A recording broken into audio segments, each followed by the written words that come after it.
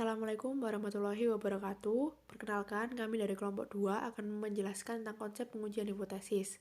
Perkenalkan, nama saya Maharani Sukmakuntari dengan NIM 09040221054 dan rekan saya Anindya Maya Putri dengan NIM 09040221050 dan Rauda Yasmin Gosali dengan NIM 09020221040. Satu hipotesis.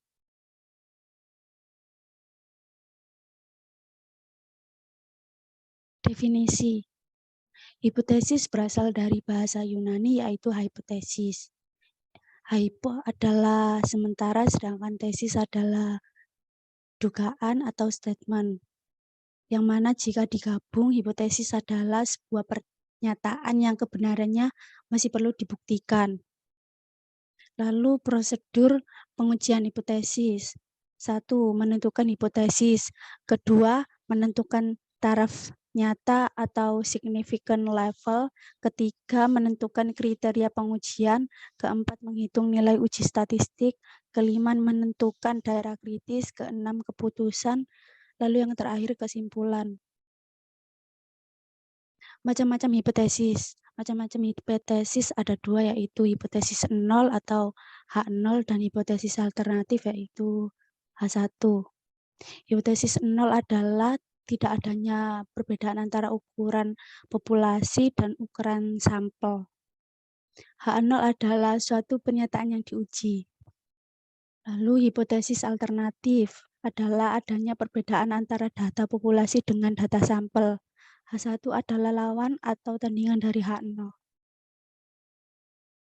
Arah uji ada dua, yaitu satu arah dan dua arah. Untuk satu arah sendiri ada dua, yaitu arah ke kiri dan arah ke kanan. Arah ke kiri H0 sama dengan theta lebih dari sama dengan theta 0. H1 sama dengan theta kurang dari theta 0. Lalu arah kanan H0 sama dengan theta kurang dari theta 0, H1 theta lebih dari theta 0. Berikut gambar dari satu arah.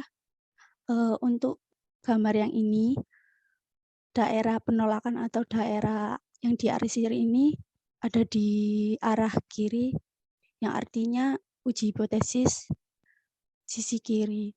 Lalu untuk gambar ini, daerah yang diarsir atau daerah penolakan ada di sebelah kanan atau arah ke kanan, yang artinya uji hipotesis sisi kanan. Lalu dua arah H0 sama dengan theta 0, H1 sama dengan theta tidak sama dengan theta 0. Dua arah sendiri adalah uji hipotesis yang arahnya tidak diketahui. Berikut gambarnya. Karena daerah penolakannya tidak diketahui, maka letaknya ada di antara sisi kanan atau sisi kiri. Namun dipercayai atau diduga bahwa H0 dan H1 tidaklah sama atau berbeda. 3 macam rumusan hipotesis. 1. Hipotesis deskriptif. 2. Hipotesis komparatif. Dan 3. Hipotesis asosiatif. 1. Hipotesis deskriptif, yaitu dugaan atau jawaban sementara terhadap masalah deskriptif yang berhubungan dengan variabel tunggal. Hipotesis komparatif, dugaan atau jawaban sementara yang mempertanyakan perbandingan atau komparasi antara dua variabel penelitian. Lalu yang terakhir, hipotesis asosiatif, dugaan atau jawaban sementara yang mempertanyakan hubungan antara dua variabel penelitian. Tingkat signifikan. Tingkat signifikan ada dua, yaitu kesalahan tipe 1 dan kesalahan tipe 2. Kesalahan tipe 1 adalah menolak hipotesis atau H0 yang seharusnya diterima, yang bisa dinyatakan dengan alfa. Lalu kesalahan tipe 2 yaitu menerima hipotesis atau H0 yang seharusnya ditolak, yang dinyatakan dengan simbol beta. Berikut adalah tabel tingkat signifikan. Hipotesis H0 benar, untuk menerima hipotesis keputusan benar, lalu hipotesis H0 benar menolak hipotesis kesalahan tipe 1. Hipotesis H0 salah menerima hipotesis kesalahan tipe 2, hipotesis salah menolak hipotesis keputusan benar. Catatan besaran alfa yang biasa digunakan dalam pengujian adalah 1%, 5%, dan 10%.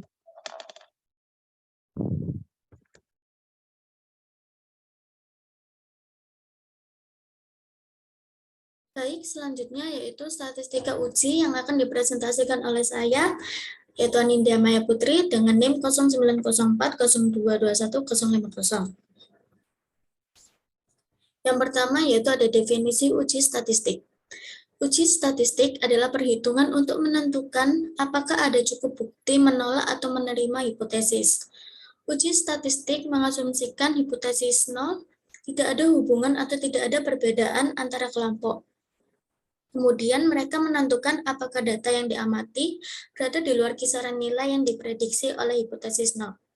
Tujuan melakukan uji statistik adalah untuk menentukan apakah ada cukup bukti untuk menolak dugaan atau hipotesis tentang proses tersebut.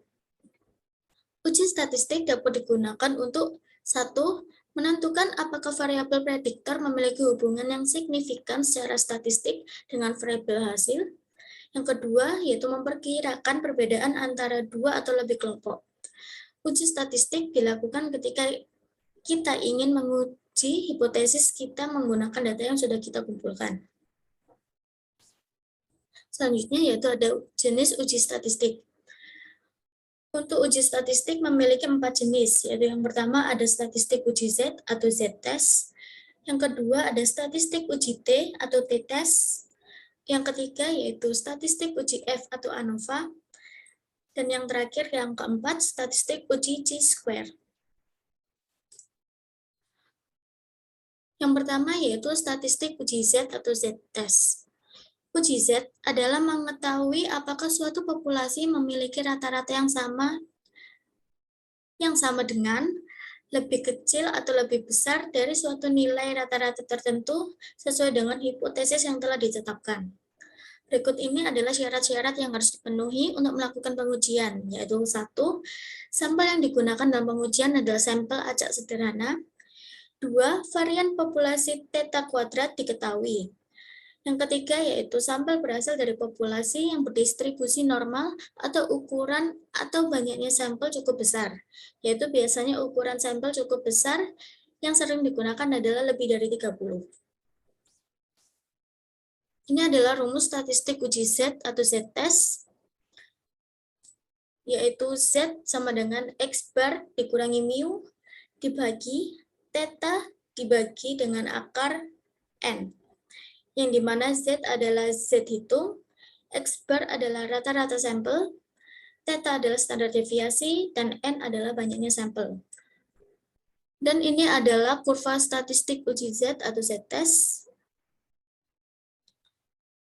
yang dimana P itu min Z alpha bagi 2 lebih kecil dari Z, dan lebih kecil dari Z alpha dibagi 2, yang mempunyai nilai 1 dikurangi alpha.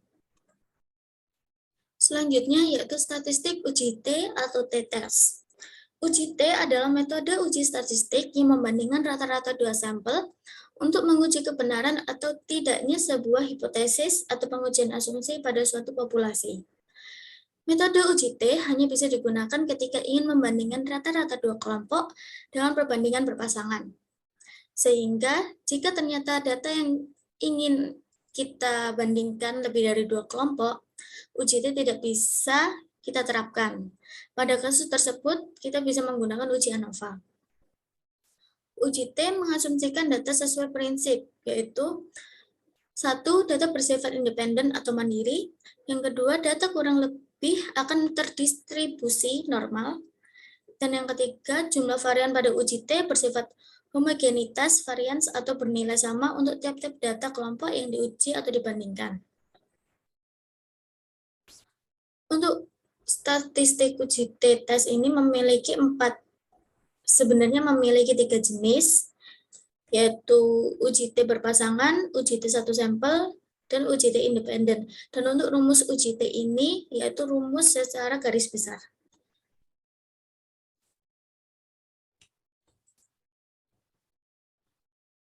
Untuk rumus uji T berpasangan itu sendiri, yaitu T sama dengan X bar 1 dikurangi X bar 2 dibagi dengan S div yang dibagi dengan akar N. Yang dimana X1 dan X bar 1 dan X bar 2 adalah nilai rata-rata masing-masing dari setiap kumpulan data sampel. S div adalah varian dari masing-masing set data sampel. N adalah ukuran sampel atau jumlah perbedaan berpasangan. Dan N-1 adalah derajat kebebasan. Dan untuk uji T satu sampel, yaitu T value, yaitu X bar 1 dikurangi X bar 2 dibagi dengan N1 dikurangi 1, lalu dikalikan var 1 kuadrat ditambah N2 dikurangi 1 dikalikan var 2 kuadrat yang dibagi dengan N1 ditambah N2 dikurangi 2, lalu dijumlahkan dengan akar 1 per N1 ditambah 1 per N1, yang dimana X bar 1 dan X bar 2 adalah nilai rata-rata masing-masing dari setiap kumpulan data sampel. var 1 dan var 2 adalah varian dari masing-masing set data sampel. N1 dan N2 adalah jumlah pengamatan tiap kumpulan data sampel.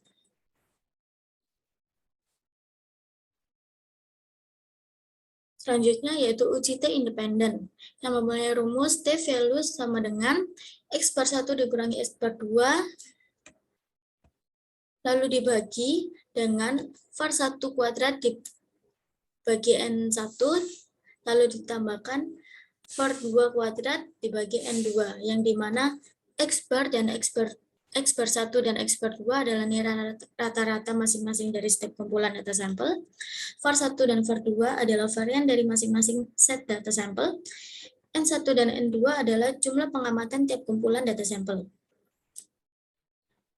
Dan ini rumus uji T secara garis besar, yaitu T sama dengan X bar 1 dikurangi X bar 2, lalu dibagi dengan akar dari S kuadrat dikalikan 1 per N1 ditambah 1 per N2.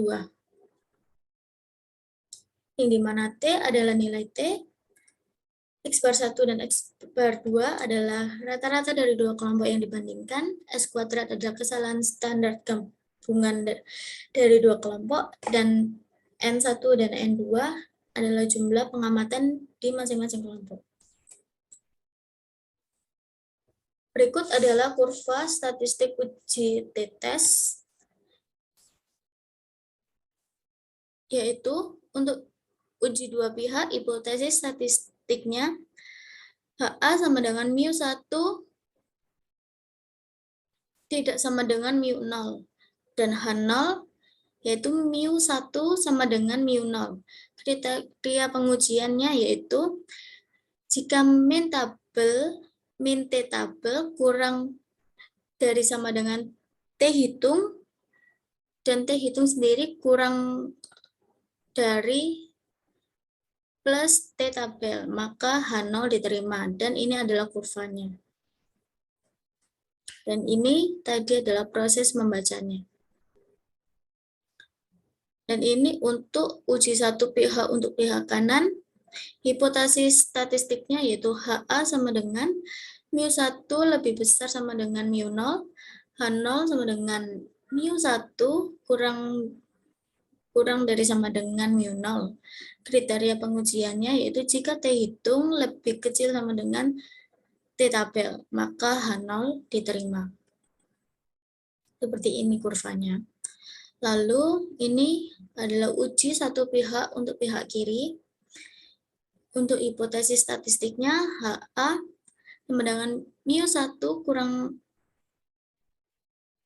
kurang dari sama dengan mu0 dan H0 sama dengan mu1 lebih besar sama dengan mu0. Kriteria pengujiannya yaitu T hitung lebih besar dan sama dengan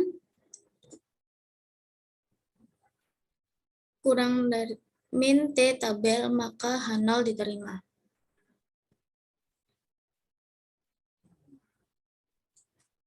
Selanjutnya yaitu statistik uji F atau ANOVA. Uji F merupakan metode pengujian statistika yang dilakukan secara serentak dengan 2 atau lebih objek sebagai pembanding. Adapun ketentuan dari uji F yaitu sebagai berikut, yang dimana jika F hitung lebih besar dari F tabel, maka H0 ditolak dan HA artinya semua variabel bebas adalah penjelas yang signifikan terhadap variabel terikat. Lalu yang kedua, jika F hitung kurang dari F tabel, maka H0 diterima dan HA artinya semua variabel bebas bukan penjelas yang signifikan terhadap variabel terikat. Berikut ada rumus statistika dari uji F, yaitu T sama dengan S1 kuadrat dibagi dengan S2 kuadrat, yang dimana S1 kuadrat yaitu varian sampel 1 atau varian yang lebih besar, dan S2 kuadrat adalah varian sampel 2 atau varian yang lebih kecil. Lalu selanjutnya ini ada kurva statistika uji F. Gambarnya seperti ini, yaitu yang dimana jika F hitung lebih besar dari F tabel, maka H0 ditolak dan HA artinya semua variabel bebas adalah penjelas signifikan terhadap variabel terikat. Dan jika F hitung kurang dari F tabel, maka H0 diterima dan HA artinya semua variabel bebas bukan penjelas yang signifikan terhadap variabel terikat. Selanjutnya yaitu adalah statistik uji chi-square. Uji chi-square merupakan uji statistik non-parametrik yang memiliki kemampuan membandingkan dua kelompok atau lebih pada data-data yang telah dikategorisasikan. Kegunaan chi-square untuk menguji hubungan atau pengaruh dua buah variabel nominal dan mengukur kuatnya hubungan antara variabel yang satu dengan variabel nominal lainnya. C sama dengan coefficient of consequence.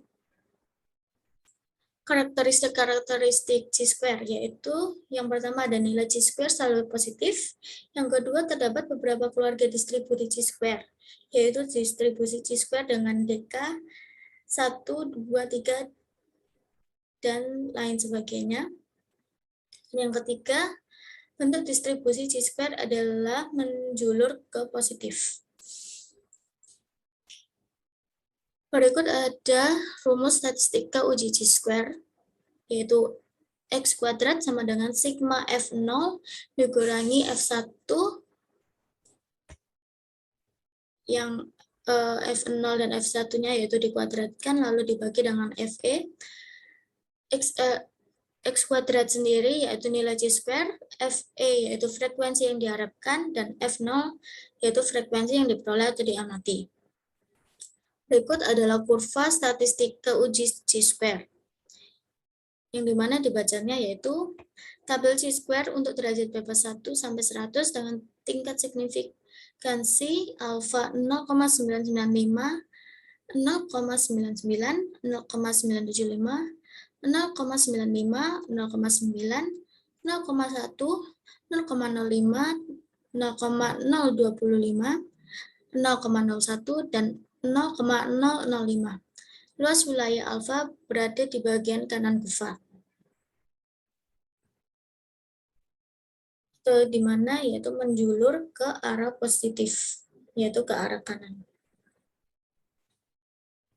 Selanjutnya yaitu ada uji hipotesis. Untuk uji hipotesis statistik uji sendiri yaitu meliputi beberapa aspek, yaitu dengan adanya tujuan penelitian, jenis data, jumlah sampel, banyaknya variabel penelitian, dan berdasarkan jenis distribusinya. Untuk jenis data, di sini ada 3, yaitu nominal, ordinal, dan interval, dan rasio. Untuk deskriptif, yaitu ada binomial chi-square satu sampel, rantes, dan satu sampel t-test, z-test. Untuk banyaknya variabel penelitian, yaitu ada dua, yaitu komparatif dan asosiatif, yang dimana komparatif ini memiliki jumlah sampel, yaitu 2 sampel, dan lebih banyak dari 2 sampel, atau lebih dari 2 sampel. Lalu, yang masing-masing sampel ini didistribusikan berdasarkan relate dan independen.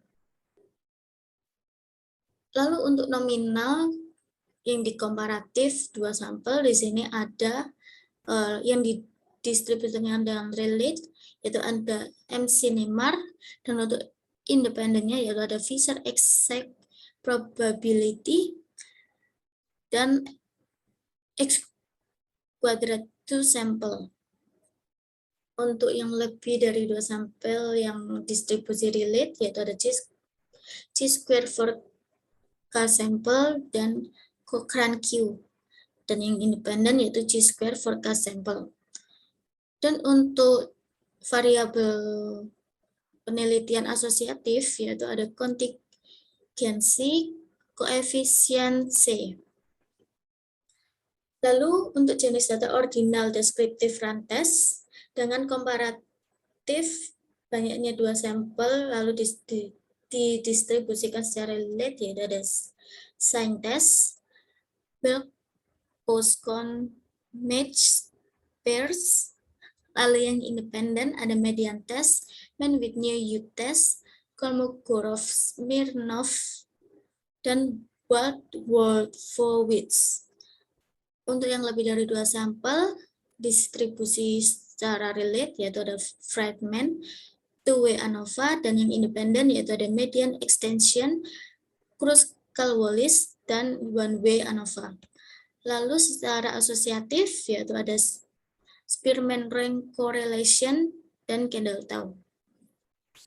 Untuk jenis data yang terakhir yaitu interval dan rasio, secara deskriptif yaitu satu sampel test dan z-test dengan variabel dan sebanyak 2 sampel, lalu didistribusikan secara relate, yaitu ada t-test of relate, yang independen yaitu t-test independent.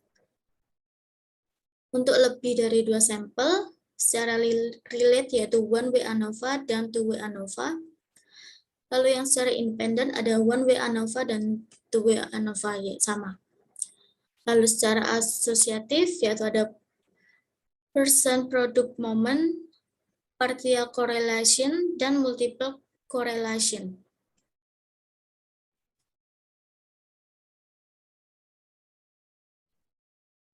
Baik, sekian dari saya mengenai statistik uji. Jika ada kesalahan kata mohon dimaafkan. Wassalamualaikum warahmatullahi wabarakatuh.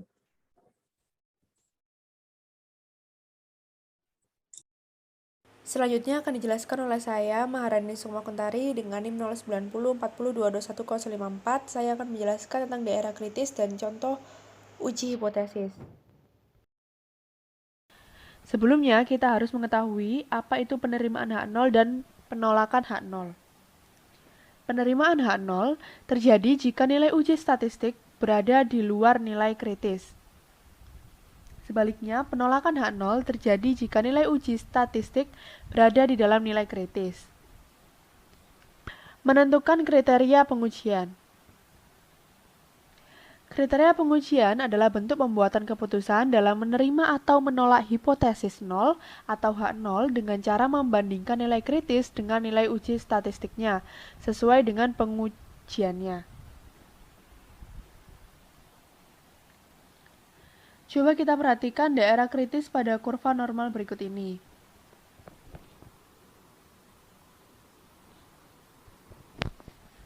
Perhatikan di sini adalah rancangan hipotesanya.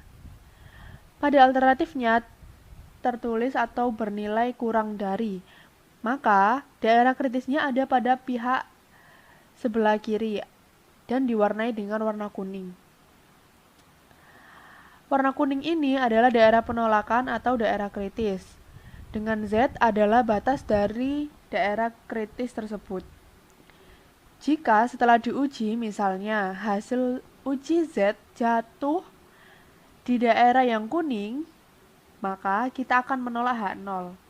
Sebaliknya, jika hasil uji Z ini jatuh di sebelah kanan dari batas daerah kritis, maka kita akan melakukan penerimaan H0. Contoh kedua, pada kurva normal berikut ini. Perhatikan di sini adalah rancangan hipotesanya. Di sini dituliskan bahwa tandanya lebih besar. Maka, daerah kritisnya ada pada pihak kanan atau sebelah kanan. Daerah yang berwarna kuning ini adalah daerah kritis atau daerah penolakan H0. Dengan Z adalah batas dari daerah kritis tersebut. Jika setelah diuji, misalnya hasil uji Z jatuh pada daerah yang kuning ini, maka kita akan menolak H0. Berbanding terbalik, jika misalnya hasil uji Z jatuh ke batas daerah kritis ke kiri, maka kita akan melakukan penerimaan H0.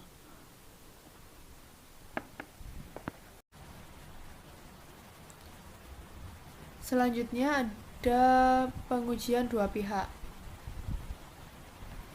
Pengujian dua pihak memiliki dua daerah kritis, yaitu di sebelah kiri dan sebelah kanan, dengan batas daerah kritis yang masih sama, yaitu Z. Z1 adalah batas daerah kritis bagian kiri, Z2 adalah batas dari daerah kritis bagian kanan. Hal ini terjadi jika alternatifnya adalah tidak sama dengan, maka artinya bisa lebih kecil atau lebih besar. Dengan syarat jumlah sampel yang diuji harus lebih dari 30 dan sampel tersebut diambil secara acak. Selanjutnya, menentukan nilai uji statistik. Uji statistik merupakan rumus-rumus perhitungan untuk menduga parameter.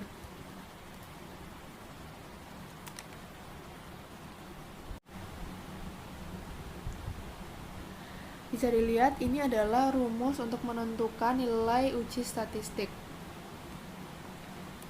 Dengan T sama dengan rata-rata sampel dikurangi rata-rata populasi dibagi dengan standar deviasi dibagi akar dari jumlah sampel.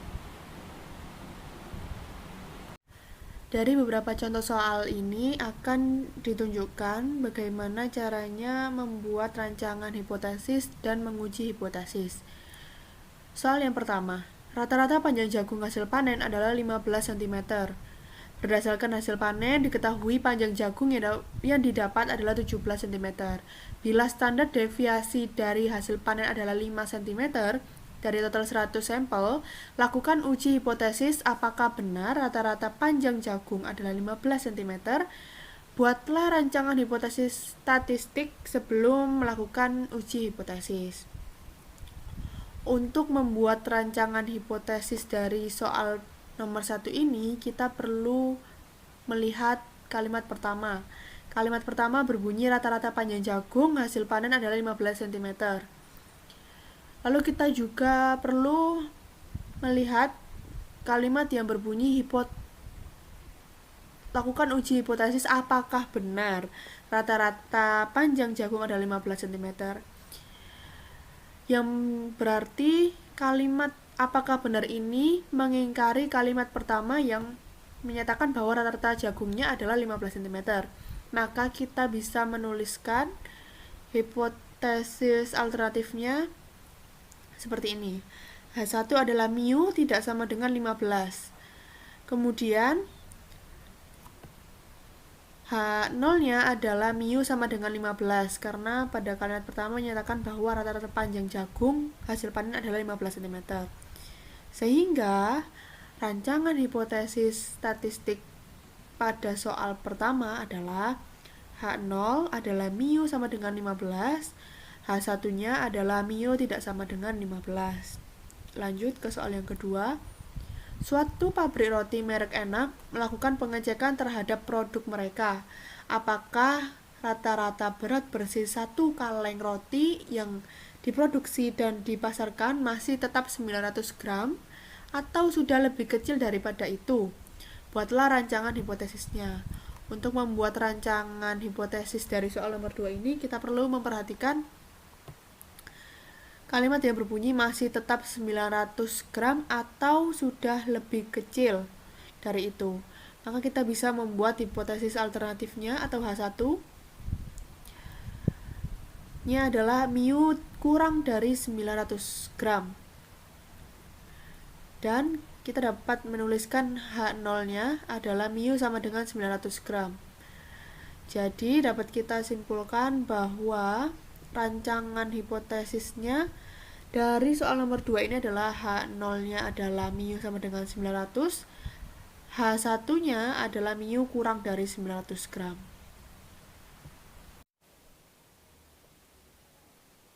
Soal menguji hipotesis. Diberikan soal seperti berikut ini. Ada yang menyatakan bahwa dalam setahun jarak yang ditempuh sebuah mobil rata-rata kurang dari 20.000 km. Untuk menguji pernyataan ini, diambil sampel acak 100 orang pemilik mobil, diminta mencatat kilometer yang ditempuhnya, dan diperoleh hasil rata-rata sampelnya adalah 23.000 km dengan simpangan baku 3.600 km. Perintah yang pertama adalah buatlah rancangan hipotesisnya, kemudian perintah yang kedua adalah dengan taraf nyata 0,01 ujilah apakah hipotesis diterima atau ditolak. Untuk menjawab perintah yang nomor 1 tentang rancangan hipotesis, kita perlu melihat kalimat yang menyatakan bahwa dalam setahun jarak yang ditempuh sebuah mobil rata-rata kurang dari 20.000 km. Maka dapat kita buat rancangan hipotesisnya seperti ini.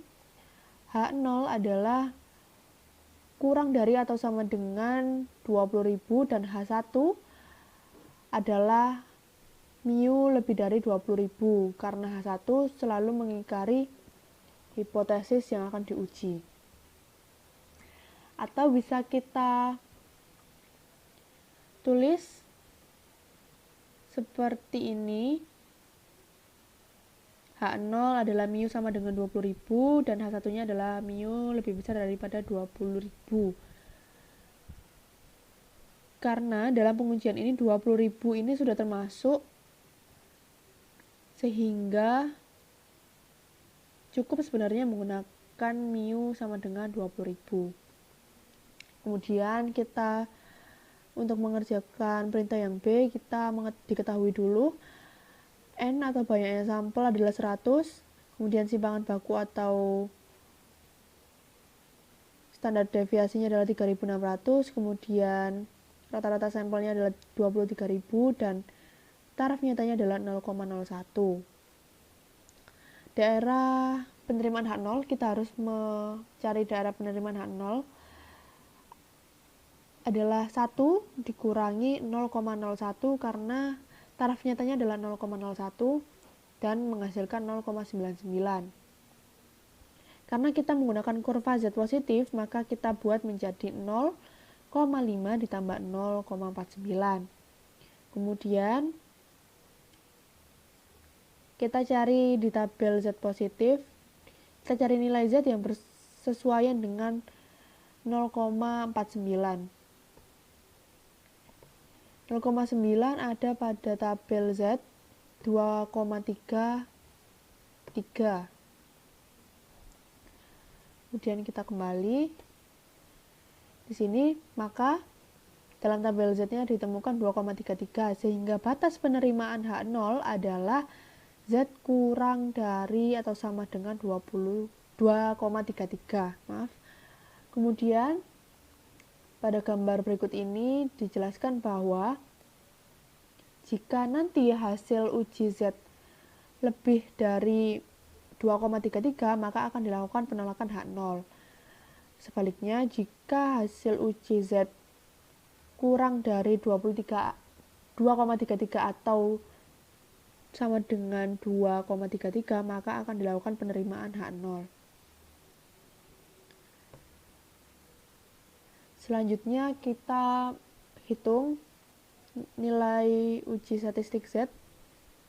Kita ketahui bahwa rata-rata sampelnya tadi adalah 23.000, kemudian dikurangi 20.000 dibagi 3.600 adalah standar deviasinya atau simpangan baku, kemudian dibagi akar dari banyaknya sampel yaitu 100, kemudian dihasilkan 3.000 dibagi 360 dan menghasilkan 8,33.